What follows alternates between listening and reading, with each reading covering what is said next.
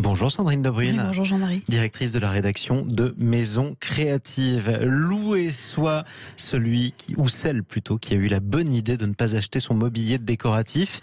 En quoi c'est une bonne idée de louer plutôt que d'acheter en ce moment ? Plusieurs raisons. Vive l'économie circulaire déjà, pour commencer.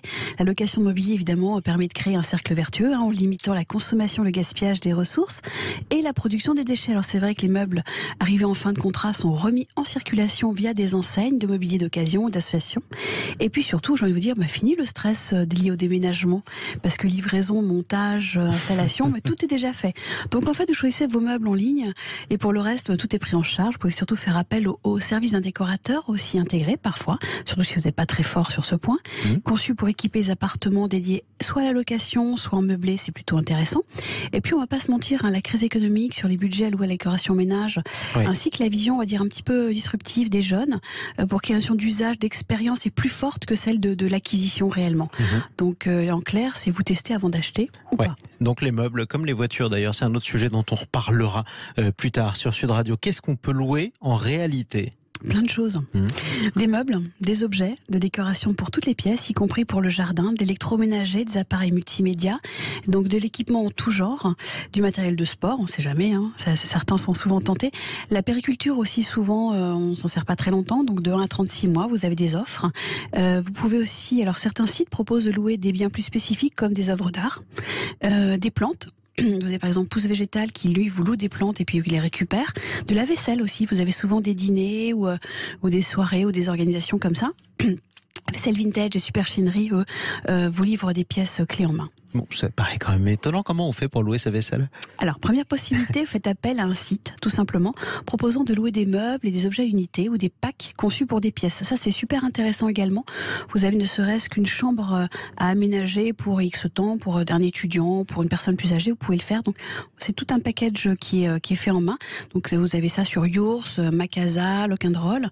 La deuxième option, en fait, c'est de contacter directement des marques. Ces grandes marques de mobilier qu'on ne connaît pas forcément. On ne connaît pas en tout cas ce service. Sina, Ligne Rosée, Tikamoon. Vraiment, ce sont des enseignes qui ont un site de location. Donc un mobilier design qui s'engage en plus à accompagner leur création tout au long de leur vie pour maximiser un petit peu l'usage. Le troisième procédé, vous en parliez tout à l'heure, le leasing en fait, c'est comme pour la voiture, donc plus connu sous le nom de LOA, c'est un crédit à la consommation qui permet de profiter d'un bien. En l'occurrence, là on parle de meubles toujours, pendant une période donnée à l'avance, donc c'est modulable, c'est financé sous formule de mensualité. Il est possible évidemment de prolonger la location et d'acheter le bien ou de le restituer. Et puis surtout un avantage, on parle de durabilité, c'est important. En fin de contrat, les meubles sont repris. Je vous le disais tout à l'heure, ils bénéficient d'une seconde vie, c'est super intéressant. Et puis c'est l'histoire du leasing justement.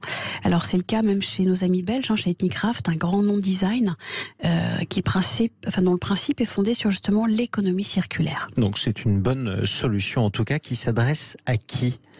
Eh bien, à tout le monde, j'ai envie de vous dire. L'offre s'adresse aux amateurs de décoration principalement, soucieux de renouveler un petit peu leur mobilier régulièrement, avec une souplesse extrêmement optimale. Les propriétaires, les bailleurs, les locataires, en fait, le leasing du mobilier, c'est accessible à tous ceux qui souhaitent équiper leur intérieur pour une période donnée, sans passer par la case achat.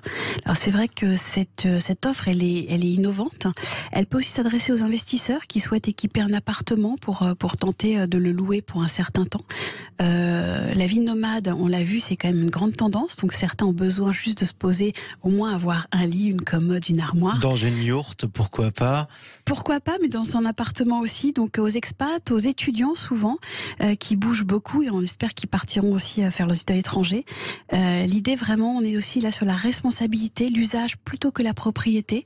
C'est un peu le credo là dans certains sites comme Move and Rent, avec la particularité de bénéficier évidemment toujours de l'histoire de la seconde vie. C'est encore confidentiel, je vous l'accorde.